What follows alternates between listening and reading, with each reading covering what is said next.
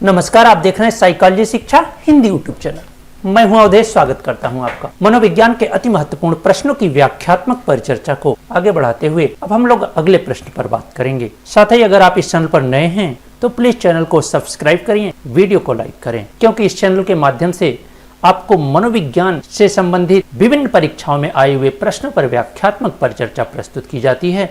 तो प्रश्न है, औद्योगिक और संगठनात्मक मनोविज्ञान के ऐतिहासिक विकास में घटित निम्नलिखित घटनाओं को सही कालक्रम में व्यवस्थित कीजिए। यहाँ पर ऑर्गेनाइजेशनल साइकोलॉजी की बात की जा रही है, औद्योगिक मनोविज्ञान की बात की जा रही है। तो अगर हम ध्यान दें तो औद्योगिक मनोविज्ञान की शुरुआत लगभग 1901 से मानी जाती है, जब डॉक्टर W.D.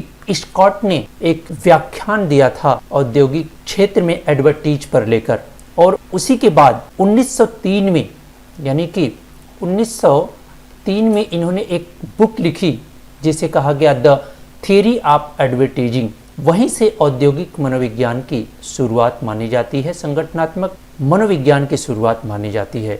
तो अब यहाँ पर जो ऐतिहासिक विकास है यानी कि औद्योगिक मनोविज्ञान या संगठनात्मक मनोविज्ञान का जो कालानुक्रम है, उससे ये 4 ऑप्शन आपको दिए गए हैं, उसमें से आपको एक निश्चित कालानुक्रम में व्यवस्थित करना है।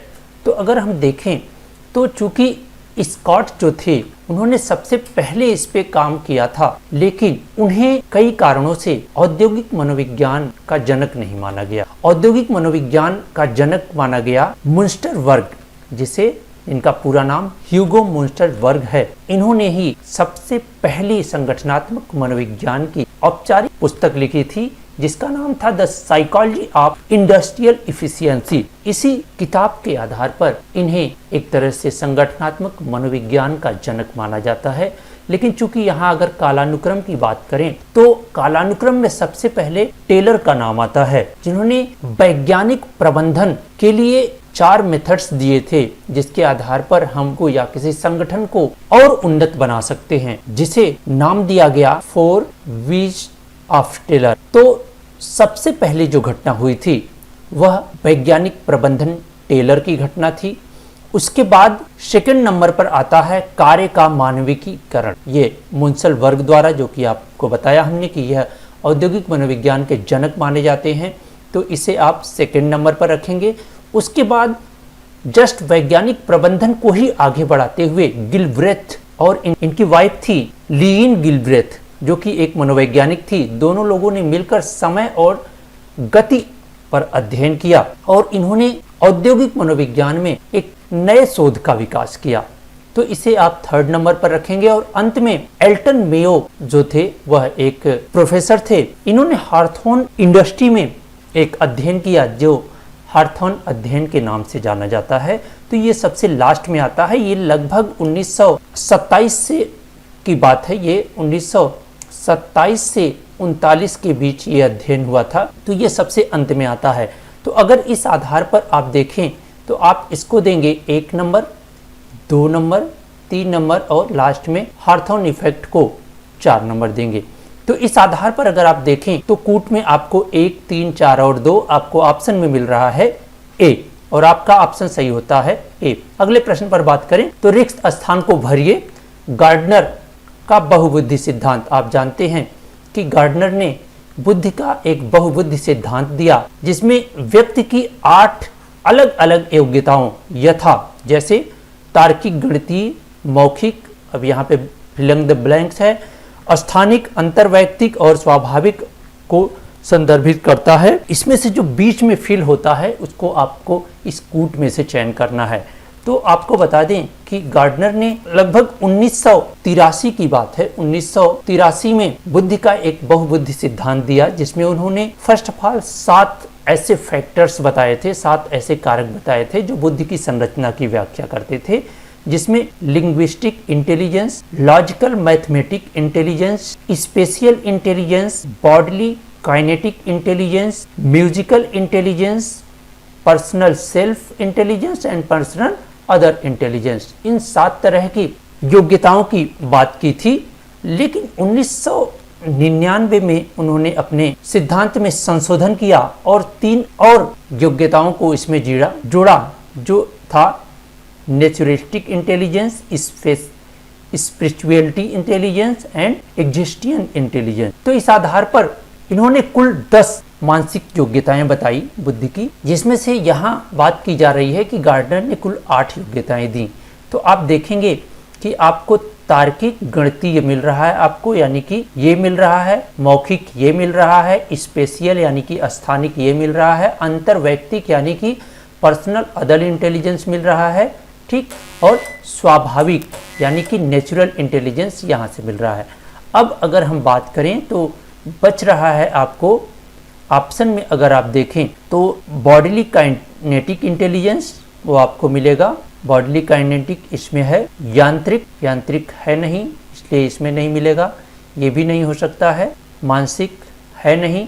तो इस आधार पर अगर आप देखें तो डी में आपको मिलेगा संगीतिक यानी कि ये म्यूजिक इंटेलिजेंस, शारीरिक बॉडीली काइनेटिक इंटेलिजेंस ये मिल रहा है, और अंतर्वैयक्तिक यानी कि पर्सनल सेल्फ इंटेलिजेंस। तो इस आधार पर अगर आप देखें तो आपका ऑप्शन सही होगा डी, यानी कि आप मौखिक के बाद संगीत, संगीतात्मक इंटेलिजेंस भरेंगे, स्थानिक के बाद शारीरिक, गतिबोधक, और अंत में आप भरेंगे अंतर्वैयक्तिक यानी कि इंटरनल पर्सनल सेल्फ इंटेलिजेंस की बात। तो इस आधार पर ऑप्शन आपका डी सही होता है। गार्डनर का बहुबुद्धि सिद्धांत, इस पर मैंने स्पेशल वीडियो बना रखा है, आप उसे देख सकते हैं।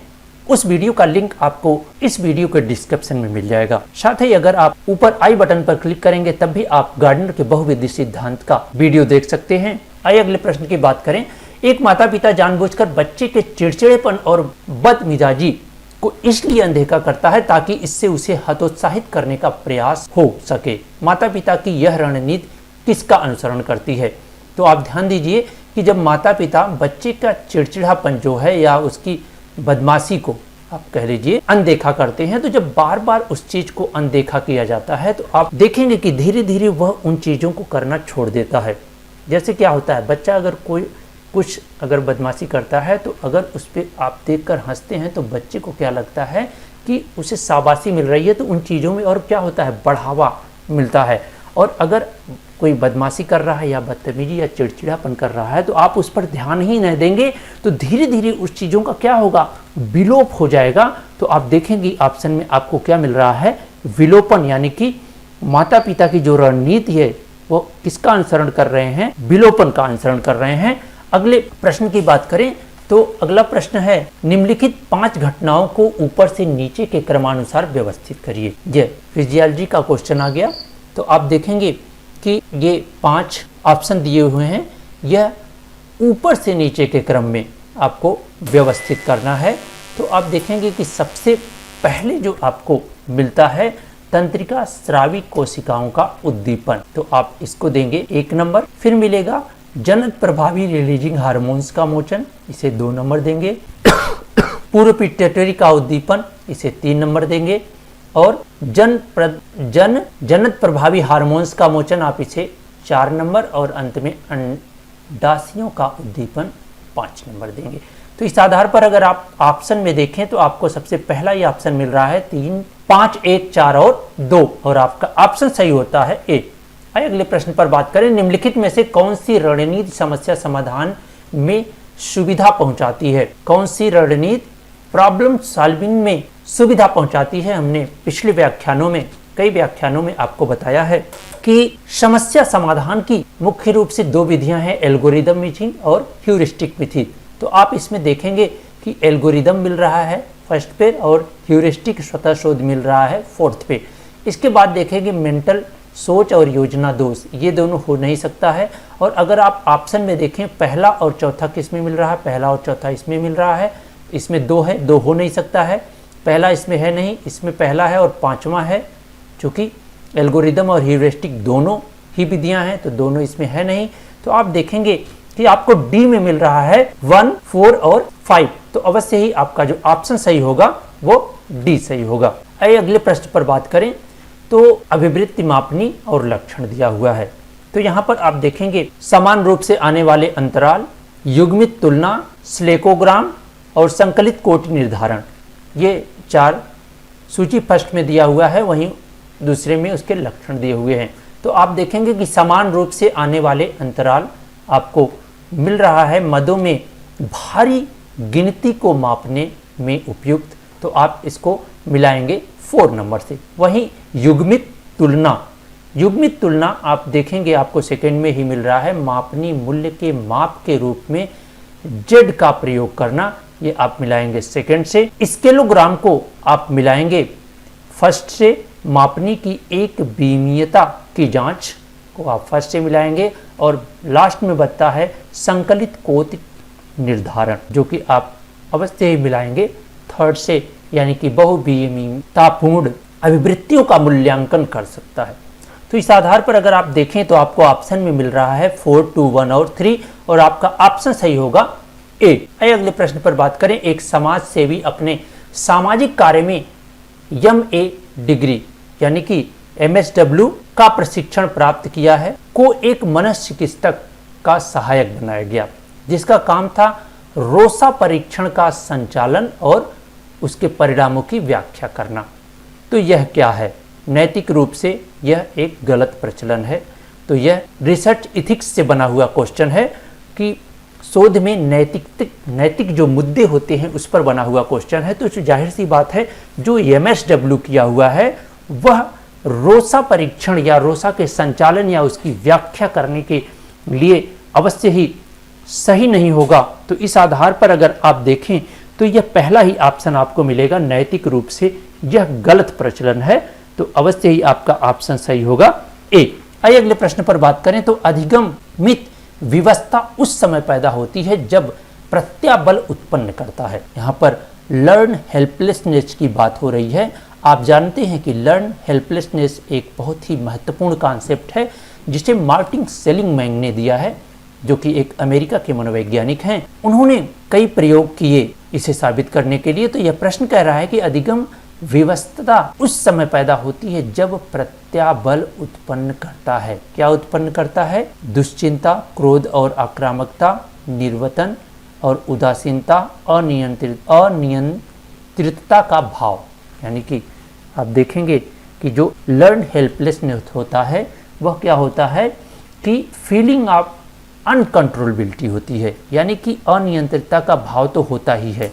यानी कि जब वह ये समझ लेता है कि अब इस परिस्थिति से हम अपने आप को बचा नहीं सकते, कोई हेल्प नहीं कर सकते, तब वहाँ पर ये भाव आता है। तो ये अवश्य ही सही होगा। वहीं निर्वतता और उदासीनता ये भी चीज़ सही है। तो आप देखेंगे कि थर्ड भी ऑप्शन सही हो रहा है। तो आप देखेंगे कि ऑप्शन में आपको मिलेगा थर्ड एवं फोर्थ। तो आपका ऑप्शन सही होगा डी। अगले प्रश्न पर बात करें तो अभिकथन तथा कारण वाले प्रश्न हैं। दुश्चिंता विकार एंजाइटी डिसऑर्डर से ग्रसित लोग अपने अपने संसार और अपने भविष्य के संबंध में नकारात्मक सोचने की ओर झुकाव रखते हैं। यानी कि जो चिंता से ग्रसित होते हैं, एक तरह का चिंता क्या है, इस तरह का असंगठित भय है, लेकिन यहाँ पर नकारात्मक सोच की ओर झुकाव रखते हैं। यह बहुत हद तक सही नहीं प्रतीत हो रहा है। वहीं हम तर्क की बात करें, लोग सापेक्षतया संज्ञानात्मक संरचना के स्थिर सेट अथवा स्कीमा जिसमें विक्रियात्मक विश्वास हो को ग्रहण करते हैं। इस आधार पर अगर आप देखें तो आपको ऑप्शन जो अभिकथन है वो गलत प्रतीत हो रहा है, वहीं जो तर्क है वो सही हो रहा है। और वो ऑप्शन में मिल रहा आपको ऑप्शन डी, यानी कि ए गलत है और आर सही है। आइए अगले प्रश्न पर बात करें और इस सीरीज के अंतिम प्रश्न पर बात करते हैं। तो रिक्त स्थान भरिए तब पैदा होता है जब कोई दो असंगत एक साथ हो जाते हैं। यानी कि आप देखेंगे तो यहाँ प्रत्याबल विचार, प्रत्याबल उपचार, दुश्चिंता संज्ञान और तनाव और संज्ञान दिया हुआ है। यानी कि अगर आप देखें तो तनाव तब पैदा होता है जब कोई दो असंगत क्या होता है, संज्ञान एक साथ हो। यानी कि जब दो तरह के असंगत, यानी कि संगत नहीं, जो विपरीतार्थक अगर कोई संज्ञान एक साथ होते हैं तो अवश्य ही क्या पैदा होता है, तनाव पैदा होता है। तो इस आधार पर अगर आप देखें तो आपको ऑप्शन में मिल रहा है डी, तनाव और संज्ञान। तो आपका ऑप्शन सही हो रहा है डी। तो हमें उम्मीद है कि आपको यह व्याख्यात्मक परिचर्चा पसंद आ रही होगी। ऐसे ही व्याख्यात्मक श्रृंखला से जुड़ने रहने के लिए आप हमारे चैनल को सब्सक्राइब कर सकते हैं। वीडियो को लाइक कर सकते हैं और मित्रों में अधिक से अधिक शेयर कर सकते हैं ताकि मित्रों को भी इस व्याख्यात्मक परिचर्चा का लाभ मिल सके। आपका यह वीडियो व्याख्यान अंत तक देखने के लिए बहुत बहुत धन्यवाद।